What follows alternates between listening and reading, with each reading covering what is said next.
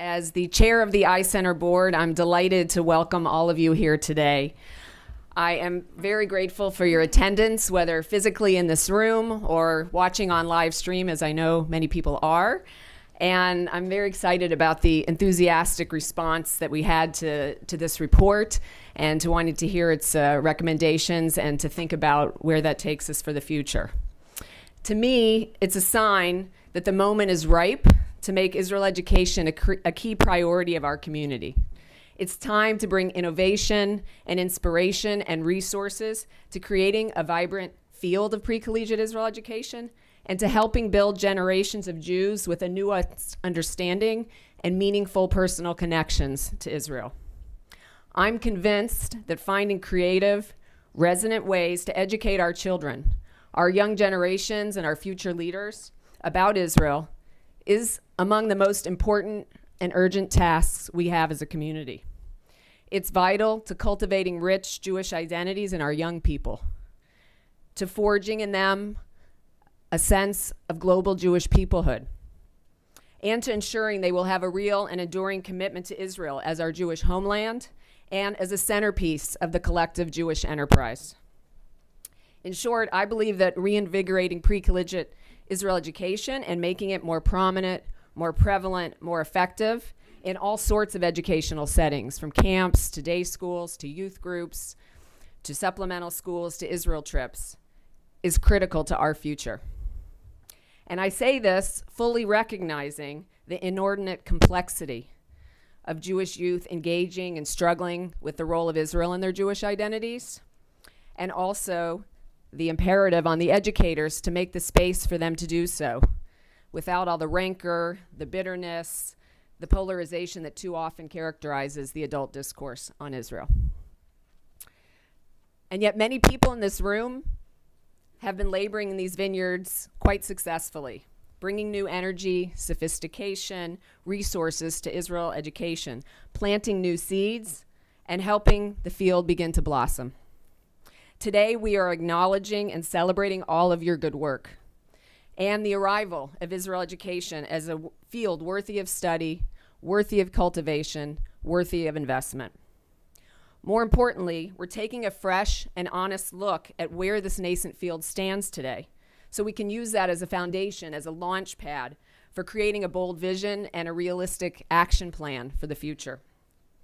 Our hope is that the release of this report and the discussions that will ensue in this room today and elsewhere will be a pivot point for the field, an opportunity to advance this work in ways previously unimagined. We are looking at what is, so we can best envision and actualize what it can become. Today, we want to learn with all of you, we want to dream with all of you, we want to strategize with all of you, and we actually want to get pretty tachlis and specific in planning with all of you so we can help realize the full promise and potential of Israel education and what it can do for our young people and for our community. Our tradition, so deeply steeped in values and practices fundamental to quality Jewish learning and teaching, have brought together a growing group of funders to help support this field building work. I want to thank all of them on behalf of the iCenter and on behalf of the Charles and Lynn Schusterman family for whom I work. And I particularly want to single out our partners in this effort today, the Marcus Foundation, represented by Jay Kamen, the Jim Joseph Foundation, represented by, I hope I get everybody who's in the room, Chip Edelsberg, Don Baer Novikov, and the AVI CHAI Foundation, represented by Yossi Prager and Gali Eisenman and Dina Fuchs. So I want to just thank all of you for being our partners in envisioning this day and helping plan this day and bringing us to this day. And I hope many other people will join us. Of course, I want to thank the iCenter team, led effectively by Ann Lansky, for really doing the hard work to put this day together and to build the field. There are too many people to name. I think Ann will name some of them. But I want to thank all of you for the hard work in putting this convening together. And I want to particularly call out Ann Lansky for her visionary leadership, for her creativity and boundless energy in helping move this field forward. And I want to turn the program over to Ann. Thank you, Ann.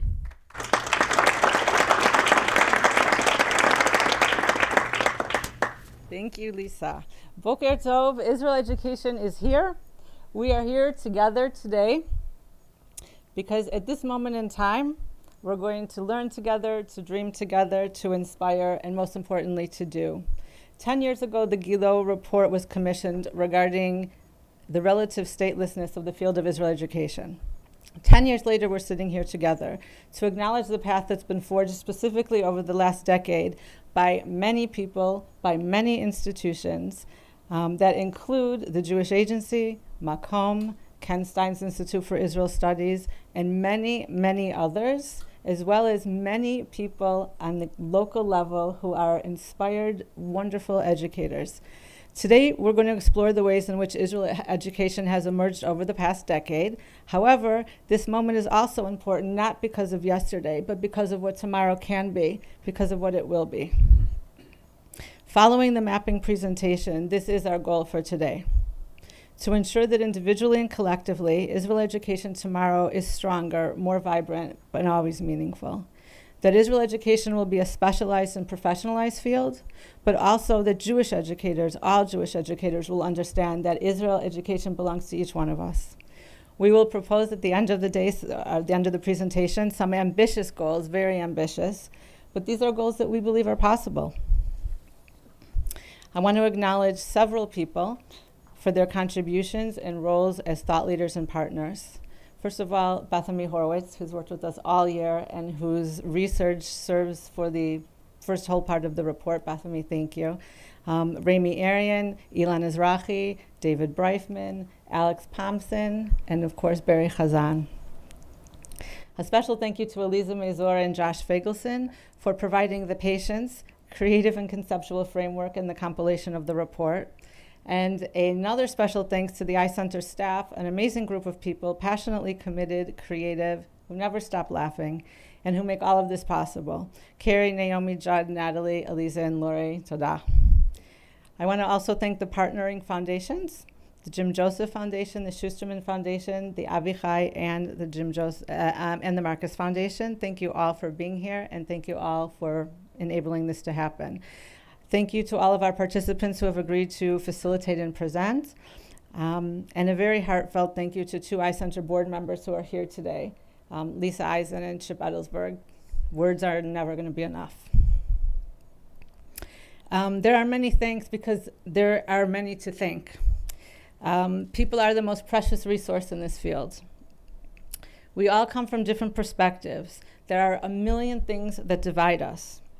Denominations, political views, who speaks Hebrew, gender, advocacy training, Israel studies, Israel education, professional titles, in siloed settings. But today, we want to focus on what connects us. It's a time for thinkers and dreamers, and most importantly, of doers. And that is the oxygen here today. So toda rabah for coming from far and near, from across the ocean, from across the city, and from across the country, some even on the red eye. We are in a special moment, and toda rabah. So now it is my pleasure to introduce Josh Fagelson, who is going to take over the program from here. Thank you, Josh. I have your notes. You have my notes. I was going to wing it, but okay. Good morning, and thank you, Ann. I'm Josh Fagelson. I'm the consultant with the iCenter, and I'm also serve as the educational director for Ask Big Questions, which is a national initiative of Hillel. And I'm very glad and honored to serve as the MC for today's program. After a few final initial remarks, we all have a few initial remarks. I'll introduce my three colleagues who will present the findings and recommendations contained in the mapping report. And after that, we'll have time for some clarifying questions and then move into a much more interactive phase of the day, which is the bulk of the day, when we'll have a chance to discuss the report and collaboratively develop ideas and plans for building on it. Before all of that, I'd like to ask everyone to put away the report for a second and put down your screens. and join me in a thought exercise. I'd like you to bring to mind everything that's on your agenda for today. What you think about Israel education, what you want to see funded, what you're worried or concerned about. You have all that in your mind? Okay, good. So now please wrap that up and put it in a mental box and put it on your mental shelf, because we'll have a chance to talk about all of that later. Right now, I want to ask you a simple question. A big question, actually, as we might call it. Who is a person in your life who shaped your relationship with Israel? How old were you? Where were you? And what effect did that person have on you? I imagine that if we went around the room and we asked what came to mind, we might hear about parents or grandparents, camp counselors, elementary school teachers, teen trip leaders, perhaps a rabbi or a professor, maybe a peer. If we took the time, we could hear stories of how they inspired us, turned us on, challenged us, spoke words we can still hear in our ears today. Those people in our minds and hearts are Israel educators. They may not have known it, and they may not have called themselves that, but they did what great Israel education does and what great Israel educators do. They helped us establish our relationship with Israel. Most likely, they did it in a way in which Israel was not separate from the rest of Jewish life, but integrated into it. Most likely, they did it with their knowledge and passion, speaking to our head and our heart. Most likely, they did it with a sense of genuineness and authenticity. In all of this, these educators did what great Jewish educators have always done. When Hashem brings you to the land of Israel and you celebrate Pesach, Moses says, on that day, v'higadata lavincha, on that day tell your child, I do this because of what the Lord did for me when I came out of Egypt. Jewish education has been bound up with Israel education for as long as the Jewish people has been around. Which brings us to today. We are gathered here at a moment of great promise and great urgency. Great promise because we have reached a point of mutuality in the relationship between Israel and the diaspora, by which we recognize that Israelis and diaspora Jews each have a great deal to learn from and with one another. Great promise because over the last decade, an entire generation of young adult Jews, both Israelis and North Americans, have participated in mifgashim through Birthright Israel. Great promise because Israel education has begun to establish itself as a field with a language, professional training programs, and capacity building organizations. But it is also a moment of great urgency. Budgets are not getting bigger, and Jewish education is as challenged as ever. Commitment, creativity, dollars, and resources will need to be focused if Israel education is to become all that it can be, both for the sake of Israel and for the sake of Jewish education. And that brings us to right now. This morning, we will present Mapping the Field, the iCenter's review of the emerging field of pre-collegiate Israel education. I emphasize pre-collegiate, and that is to help us all remember that this report and our discussion today does not deal with Israel studies, Israel education in college and beyond. This is really focused on pre-K through 12. We believe the report signals an important moment in the story of Jewish and Israel education, a moment that could prove to be a turning point. The presence of all of you here and online, leaders in Jewish and Israel education from the philanthropic, communal, academic, and educational sectors, your presence testifies to both the promise and the urgency of the moment. We hope that what we present will spark your creativity, your intelligence, your conversation, and ultimately our collective effort.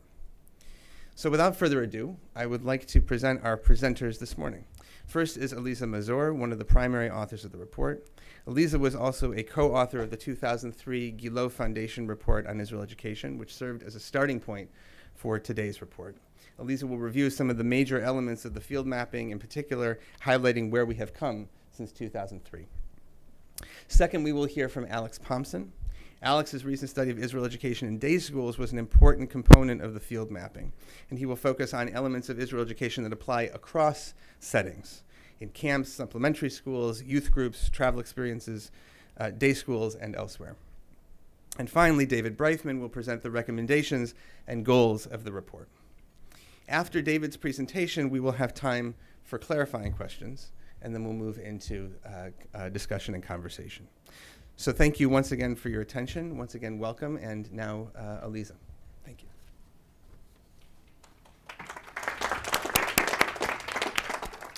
Great. Good morning, everybody. I'm really excited to be here and to be part of this conversation. Am I also doing my own AV? You are doing your own stuff. I'm doing my own AV. Okay. So Got it. That's where I'm be. Okay, great. What I'm going to do is just place us in time a little bit, take us back to 2003 to the original report that I wrote together with my colleague Karen Abrams-Gerber that was commissioned by the Gilo Family Foundation. Offer a little contrast between then and now, and uplift some of the main introductory sections of the report, highlighting what has really shifted between 2003 and 2012. When we were commissioned to write the initial report in 2003 by the Gilo Family Foundation, we were basically working off of a blank slate. There were a few academic papers that we reviewed, but there was no comprehensive overview of what at that time was even referred to as a field in a very loose term. Nearly 10 years later, things are very, very different, and that's part of what we'll dive into today. We do believe there's an emerging field, and there was lots and lots of great research to draw on in compiling and creating this report, and you will see much of that highlighted throughout the report and, of course, in the appendixes of the report. The goal of this study that we undertook now in 2012 was really to elevate those findings and provide a broad overview of what the field is today. The mapping that you have before you draws on dozens of studies and reports carried out over the past several years, as well as some informal scans and gleanings from various gatherings. So it's a really multifaceted report, and it's a very rich report. So what are the goals of the mapping that you have in your hands? First of all, it's to really give an overview of the evolution of this field as a whole, and to really provide an update to the 2003 report. We're also really, the report really looks at all the settings where Israel education is experienced, and looks at how each of these settings has also changed and evolved in their approach to Israel education over the last decade. Another role of this report was really to synthesize what is going on and to kind of aggregate things that are going on across settings and look at themes that emerge and rise up across the settings. And then the main goal of this report was to say, okay, so what's next? To look at the priorities and formulate a set of actionable recommendations going forward. Okay. So what did we find when we kind of started this mapping in 2003? First of all, in 2003, Israel education was not really a field, and that was actually one of the findings of the reports. When we went out to speak to educators, many of them turned to us with a question and said, well, am I an Israel educator? I'm not really sure. Many people felt they taught about Israel or taught Israel, but didn't really understand that, weren't really clear if that was a real discipline or a subspecialty or what to define it as. Many educators spoke to us about Israel being something remote and exotic, and they weren't actually sure how to make that relatable to their students. There was no professional development available at that time, and many of them said they didn't really know how to define what was good Israel education to even know if they were coming close to the mark or not. Another common refrain in the 2003 study was that institutions lacked clear educational goals around Israel, and as a result, educators often avoided it or sidestepped it because they weren't sure where it fit into the educational mission or vision of the institution that they were a part of.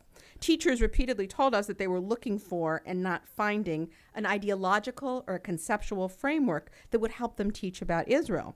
We were often asked, what are we teaching towards when we teach about Israel? A shared sense of confusion when they contrasted Israel with other educational goals where it was really clear to them what they were teaching towards or what they wanted their students to master and know at the end of the process. the relationship between North American Jewry and Israel is very dynamic and is constantly changing and evolving. And that is something that gets much more attention in the report than it will in this presentation. But we all know that those shifts and change really impact the themes that are dominant in Israel education at any given moment in time. And it's important really to look at Israel education with a sense of context. For educators in 2003, this whole lack of this confusion, lack of context, lack of sense of direction really meant they were steering without a compass. And were aware that this was problematic. Many mentioned in that report that they didn't want to teach about a mythic Israel. They knew that was not the direction they wanted to go in, but they didn't know at what age it was really appropriate to introduce critical thinking. Should they focus on current events? Should they provide historical context? And those questions kept coming up. In 2003, it was really clear that we were lacking a systemic approach to Israel education, that there was almost no communication across settings, and educators complained of having to kind of reinvent the wheel because they did not know where to get curricular materials. Many educators spoke about the power of Israel education and the role of modern Hebrew in Israel education and the need to expand and elevate those particular components. One of the most stark takeaways we had in 2003 was the sense that there were no champions for the field, that there was really nobody stepping up aside from some lone voices to say that this is important and there needs to be attention to this and there needs to be communal resources devoted to this. And I think that is one of the shifts that we will really look at in this report, in addition to some of the other challenges that are outlined here. So, what is Israel education? And are we any closer to a clear definition now than we were in 2003? So we are happy to say that, yes, we believe we are.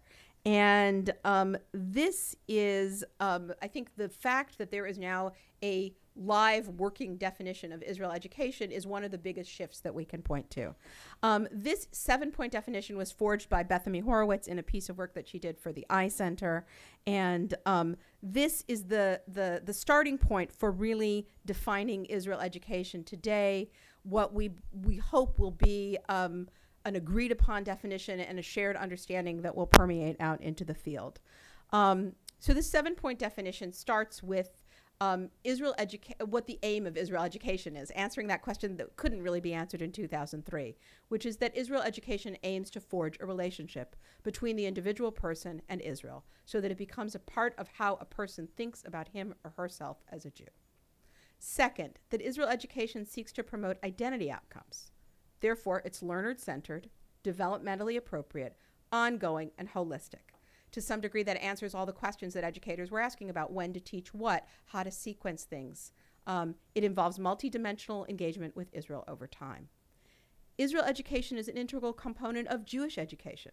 The vast majority of Israel education takes place in Jewish education settings. Israel education extends beyond traditional formal and informal settings to a wider range of educating agents, including parents and families, as well as others, in shaping the outlooks of the learner.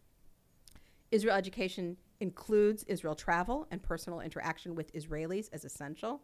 Mifgash, meeting Israelis, takes place in Israel and at home. Israel education includes Hebrew language,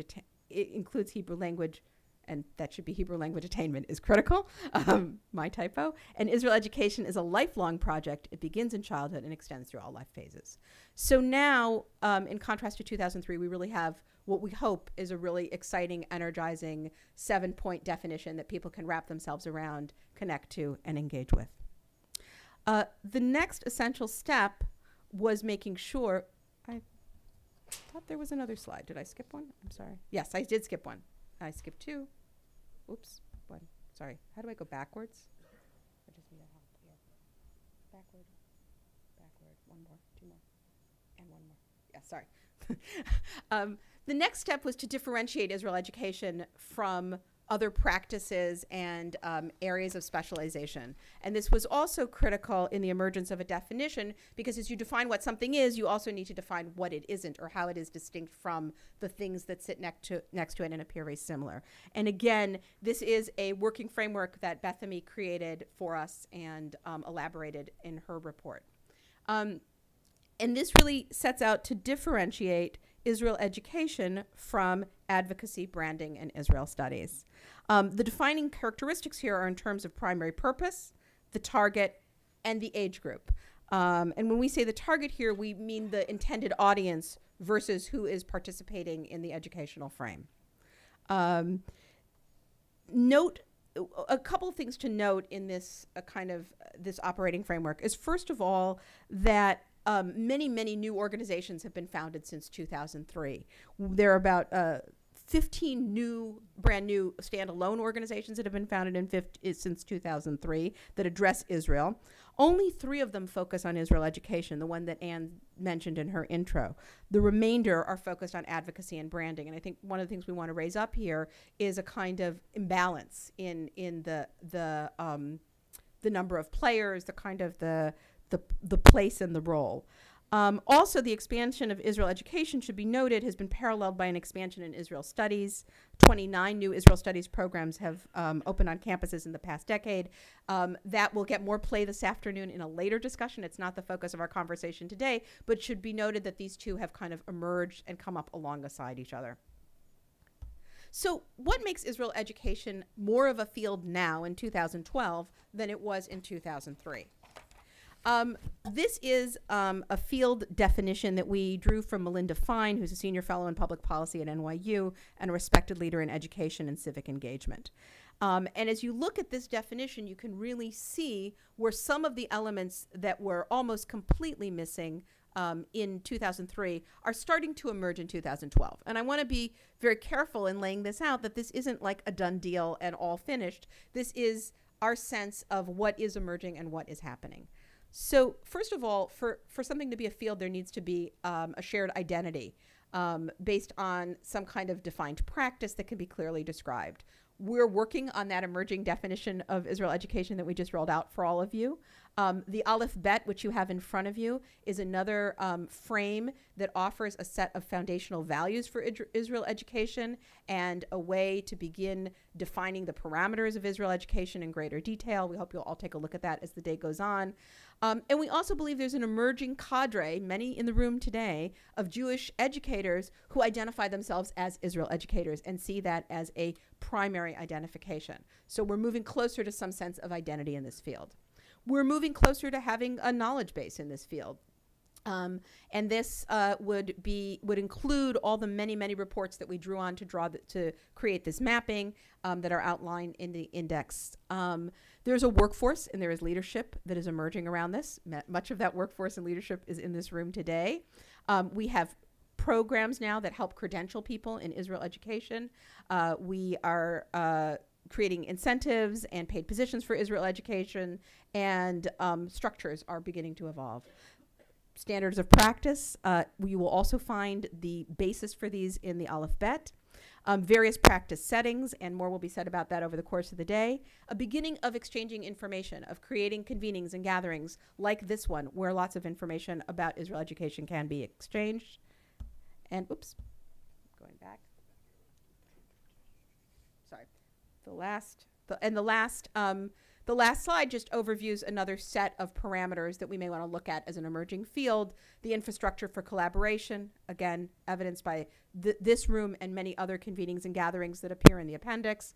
The resources, generating a critical mass of support, which I think we're still in process on. I would flag a few of these where I feel like we're closer to the starting gate than we are to the finish gate.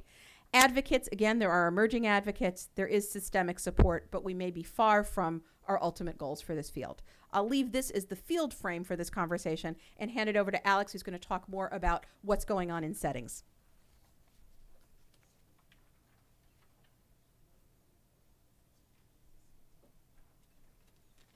Good morning. I'm going to depart a little bit from the content of the report and take you to the scaffolding and the conceptual scaffolding that enabled us to build the report.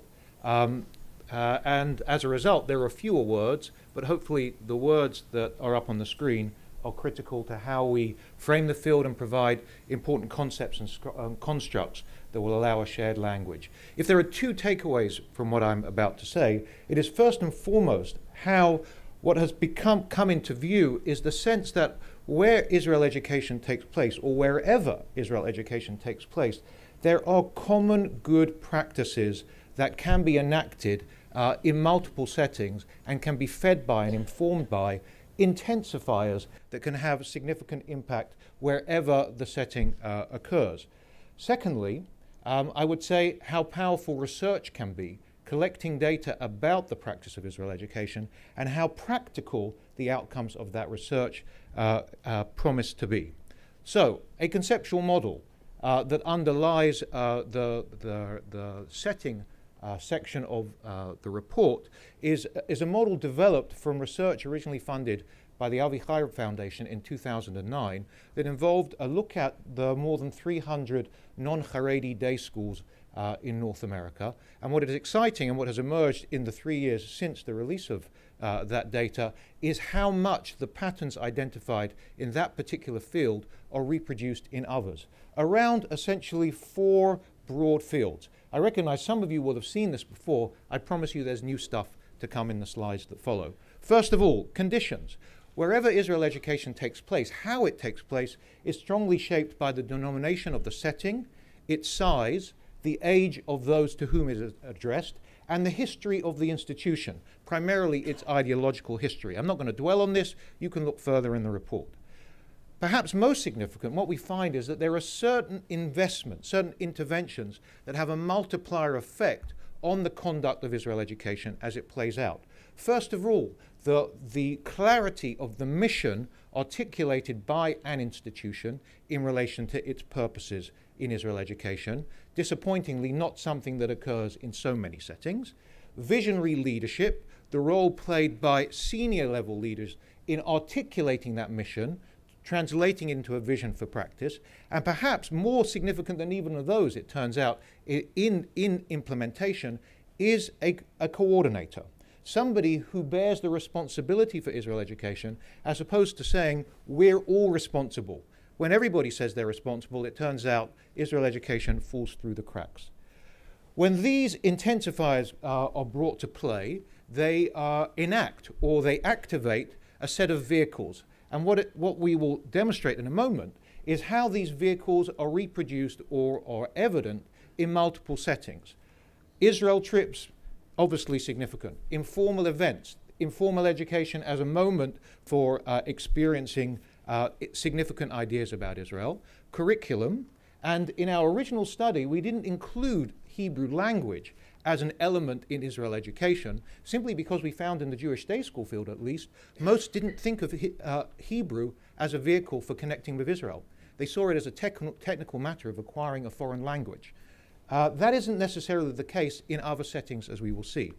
Personnel, the role of personnel as significant vehicles for Israel education, particularly if some of those personnel are themselves people who have spent many years in Israel or are themselves originally Israelis or temporarily finding themselves in North America. And finally, partnerships. Partnerships that enable a mifgash between an institution and other institutions in Israel, or between students, young people in North America and other young people in Israel. We'll see in a moment how significant that is, the mifgash component is, in powerful Israel education.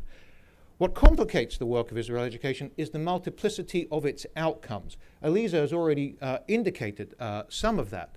Israel education isn't just about cultivating knowledge and understanding. And it isn't just about cultivating behaviors. It is also about cultivating attitudes.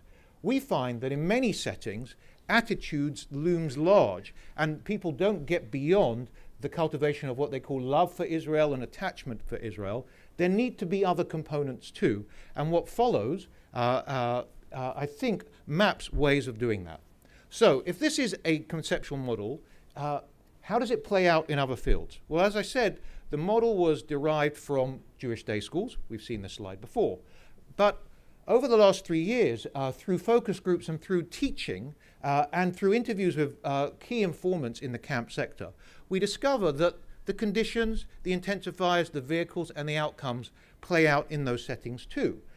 You may not find a coordinator for Israel education in the camping setting, but today you are finding multiple initiatives that place Israel fellows in doing that work.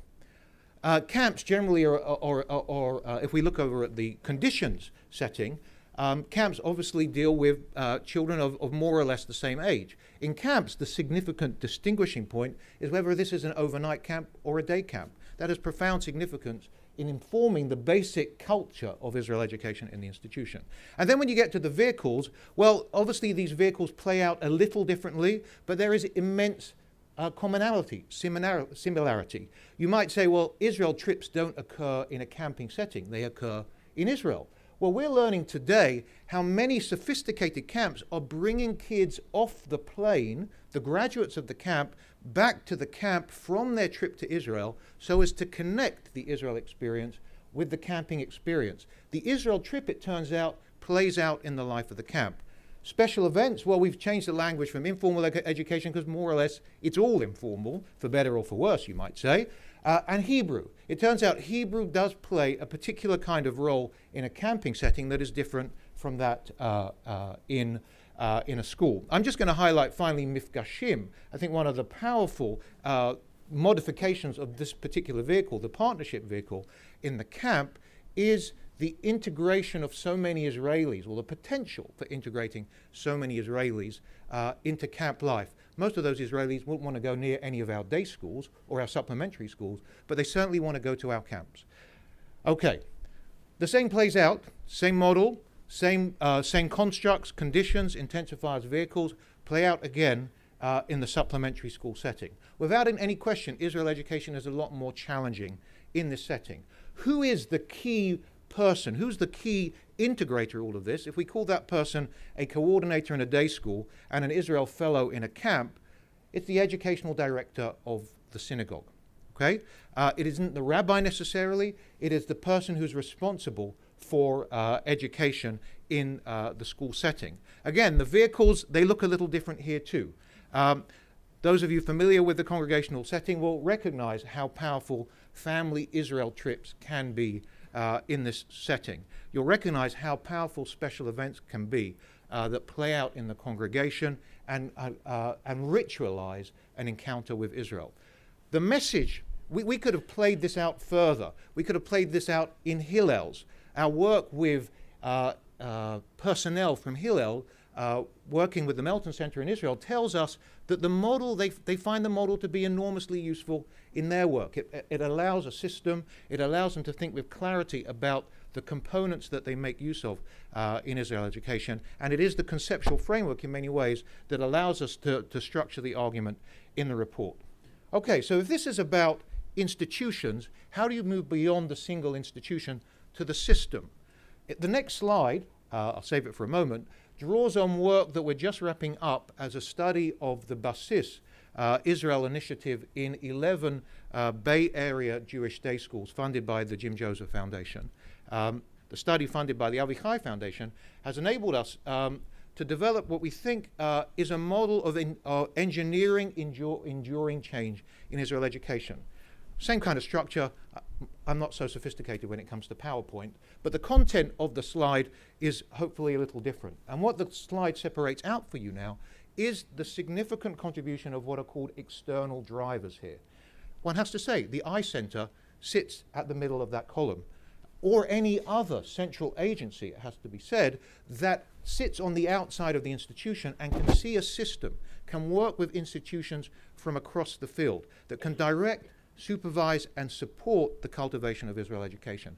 But that isn't enough. There needs to be a vision for Israel education. The Aleph Bets that you see on the table in front of you are an example of a vision for Israel education, an extremely clear vision for Israel education that can enable structure, can enable practice to proceed with a good deal of clarity and system. And finally, of course, funding. Without funding, none of this is possible. Inside the institutions, it turns out, looking more closely at this particular initiative, our thinking has somewhat modified. It turns out the school leader, the institutional leader, is not the key player, is not as key as we thought. The coordinator, it turns out, on the ground, is much more significant. That's why you'll find in the recommendation section, as David will shortly clarify, the development, the training of coordinators who can hold this all together in institutions is a key commitment, needs to be a key commitment in moving this field forward. I want to home in on the middle box on the right-hand column of internal levers. We say levers where I come from. Participation and buy-in from non-Jewish specialists. In a school, what does that mean? It means that Israel education occurs outside the walls of Jewish studies. In a camp, what does that mean? Who are the so-called non-Jewish specialists in a camp? It's the person on the waterfront. It's the person in the swimming pool and in the Chada Ochel, who isn't told that they are an Israel educator, but actually is, whether they came from Israel or whether they didn't. Who is the non-Jewish specialist in the synagogue? This is a bit of a paradox or an oxymoron. It's the rabbi. The rabbi is the non-Jewish specialist. It's the person whose primary responsibility isn't Israel education, but is coming from a different place as a specialist who sees the institution differently and with whom the child, the person being educated, has an experience of learning about Israel from somebody who doesn't wear the Israel educator label. Student trips, engagement with Israeli peers, we find in this study of Basis to be perhaps even more significant than we previously imagined. Wrapping up, again, this will sound self-serving, but I'll say it nevertheless. These models, which we think can be extremely useful and certainly have helped develop the scaffolding, as I said, of the report, are informed by research. And again, it's worth highlighting that there is progress since the field, since Elisa took a look at the field 10 years ago. Another initiative funded jointly by the Jim Joseph Foundation and the AVI CHAI Foundation, the Consortium for Applied Study in Jewish Education, has placed Israel education as one of its first foci for development and provides again an opportunity, we hope, to bridge the world of research and the world of practice in ways that can enable the field to move forward. I'm going to turn to David now, who's going to tell you more about how the field might indeed move forward. Thank you.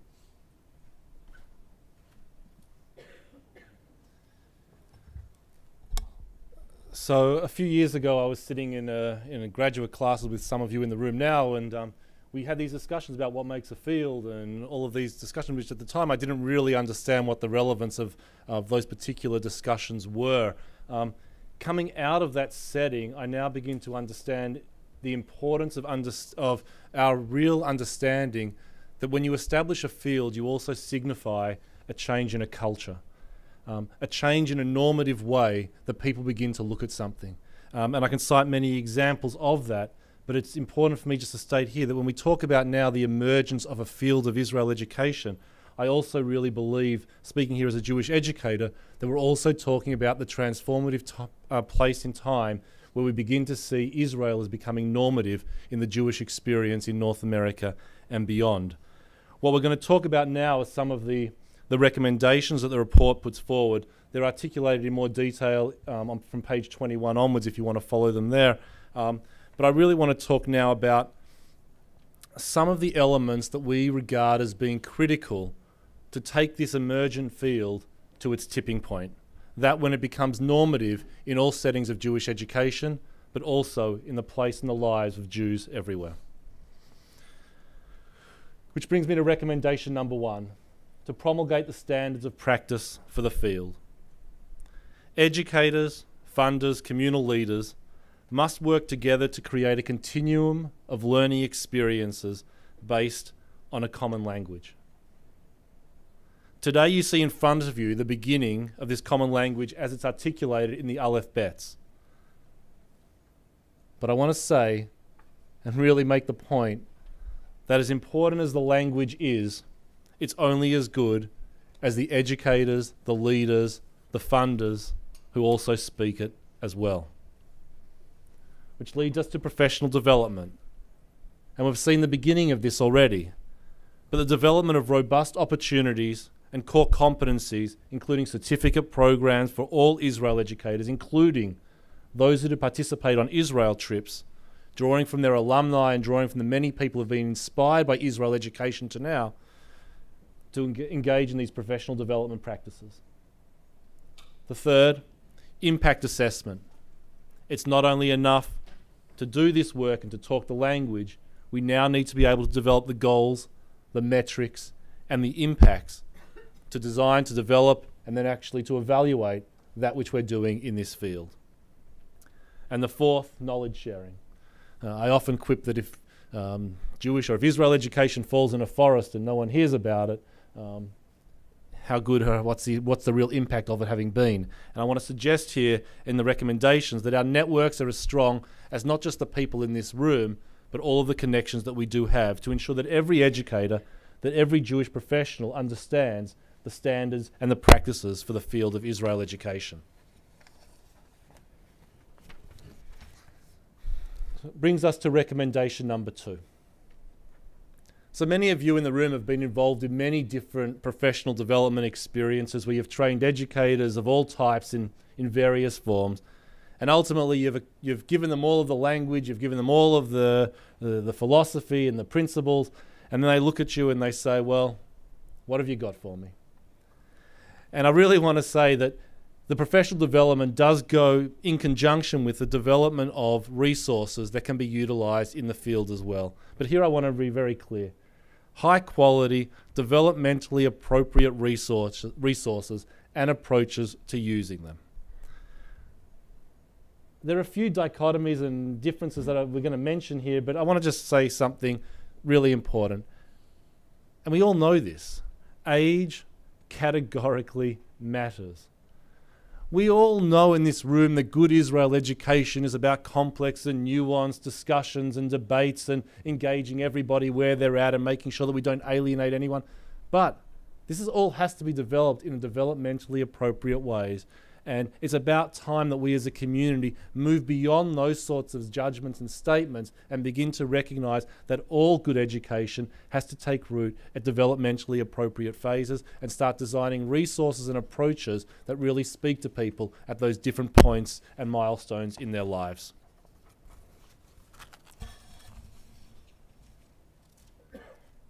The third, well,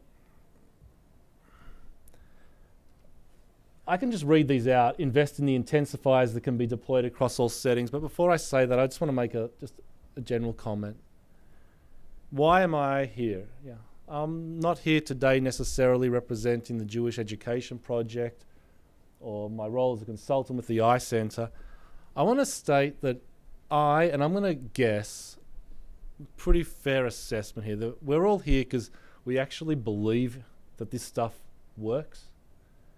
And we actually feel that Israel education is something which should be regarded as important to the ongoing Jewish identity development of every single Jew around the world.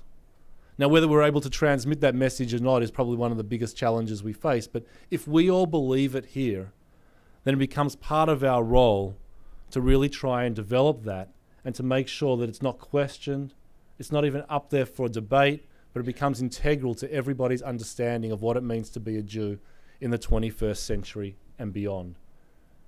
And here are some of the intensifiers that can be deployed across the various settings that get at that. That every organization, through its leadership, through its mission, through its conversations, have Israel included in all of those pieces of that organization. That organizations, where appropriate, have an Israel educator on their staff to ensure that Israel is always lifted to the forefront of all important conversations about Jewish identity and engagement. That the mifgash becomes a normative part of the Jewish experience in diaspora life. And here I am not talking about mifgash as in the quintessential mifgash of taking a group of North American Jews over to Israel and spending a few days on a bus with a group of Israelis. Yeah, here I'm talking about the meta understanding of what is a mifgash. The real encounter of Jews from the diaspora with Israelis, with Israeli culture, with Israeli life, so that they can develop a better understanding of one another, their similarities and their differences, but most importantly, the connections that we all share. I don't want to go into too much detail about Israel travel, but I want to say we all understand here that it is one of the most powerful, if not the most powerful intensifier that can be deployed across all settings. Not separate from settings, across all settings. And then finally, we need to recognize, and this is obvious to everybody here, but we don't always play it out in real life. Yeah, People are individuals, they all learn differently, and we cannot expect that everybody is going to engage in Israel, or anything else for that matter, the same way as one another. So to open up opportunities, whether it's arts and culture or sports or science, technology, whatever it is, that we have to really begin to acknowledge that living in the individualized society in which we currently are at, that the multiple opportunities, whether we call them niche programming or track options, whatever you want to call them, that we need to be really aware that it's not going to be a one-size-fits-all approach for every single Jew.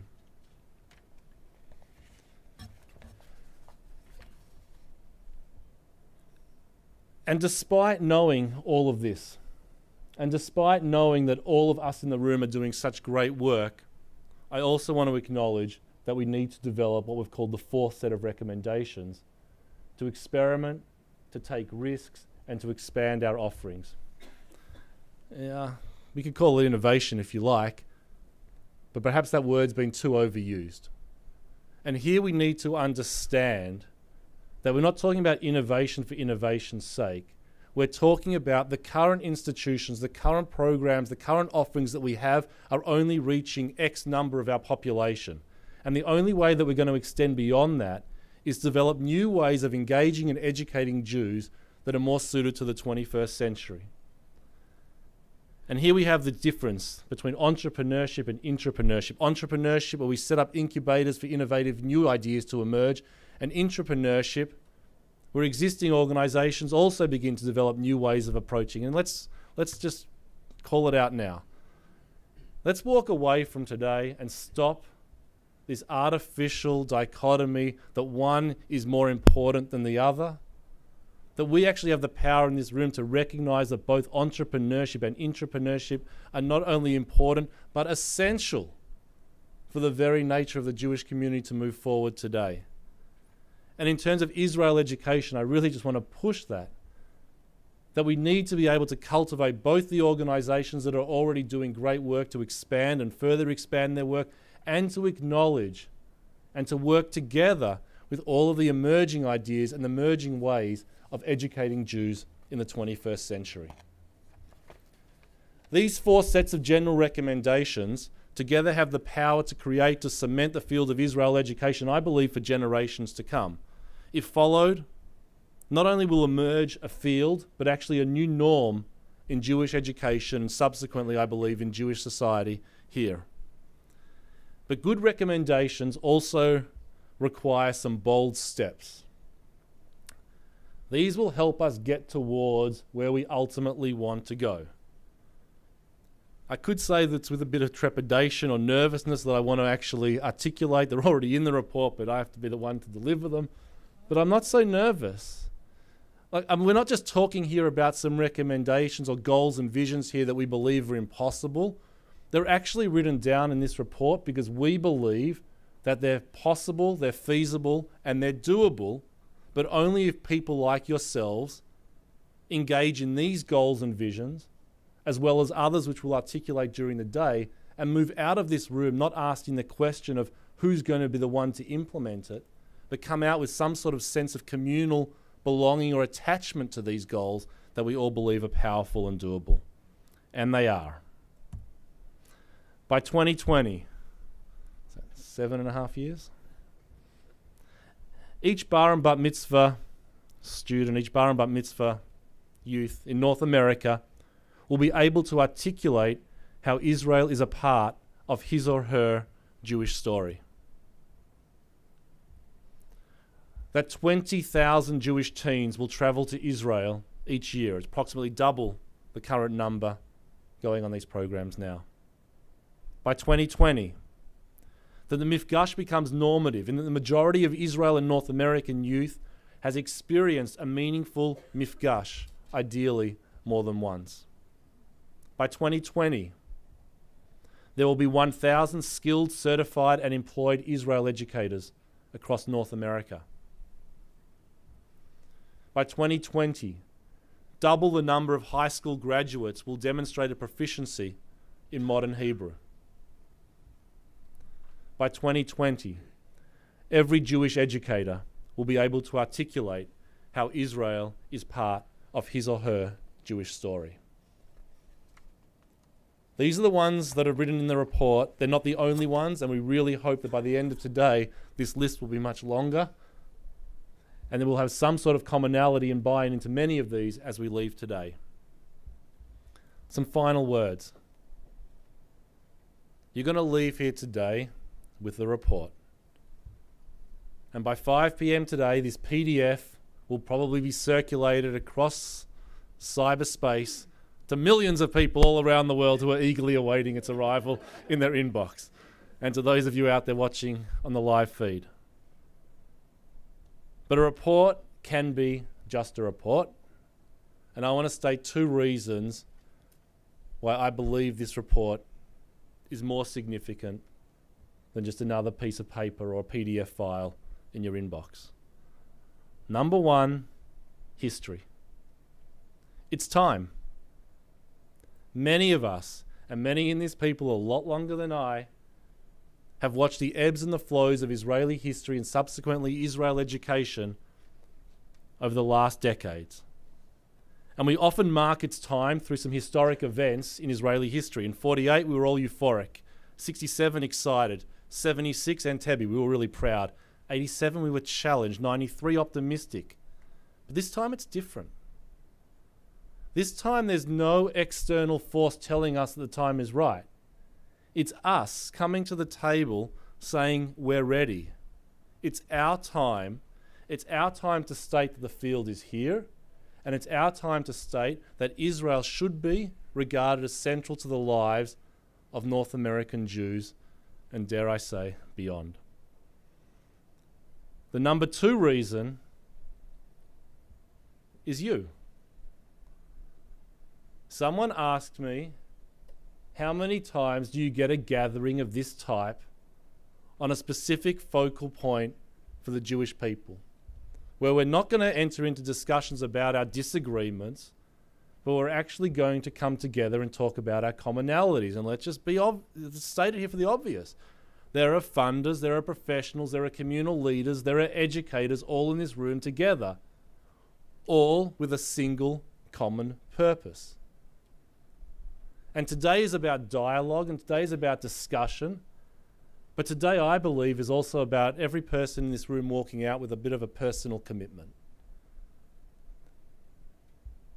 It's going to be really easy to walk out today and go through the Rolodex, if we even have those anymore, of who's been here and say, which one of you or which organisation is going to take the torch and run with it. And if that's the approach that we have leaving here, then I'm not sure what will happen.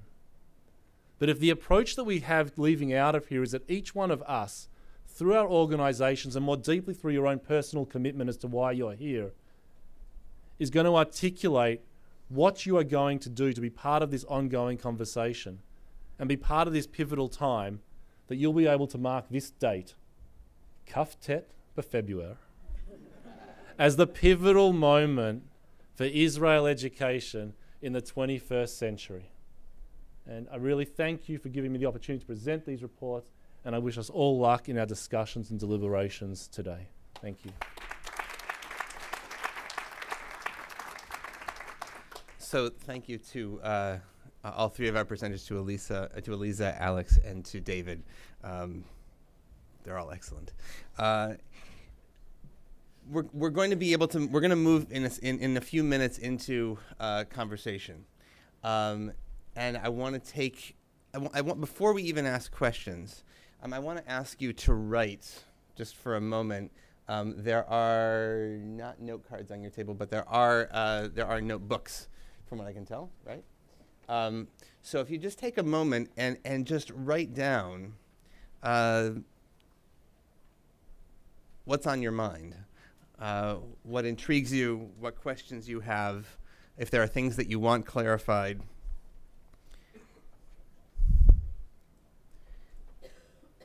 But if you could write that down, if you are online, I'm pointing to you, camera, you can tweet that. You can tweet it in the room too. That's cool too. And what's our hashtag is Israel Ed. Okay. And I'm going to take that as a no, or as a yes, an affirmation. So thank you very much. So we are we are now going to move into small groups, which will be facilitated. There's a facilitator at each of your tables. We will go with this until 12:30 when we'll have lunch.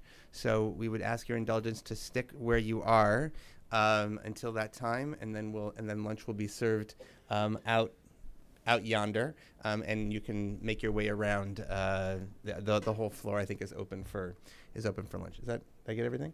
We're good? Okay. And for those who are watching online, thank you very much. And we're going to go into our small group conversations. Thank you.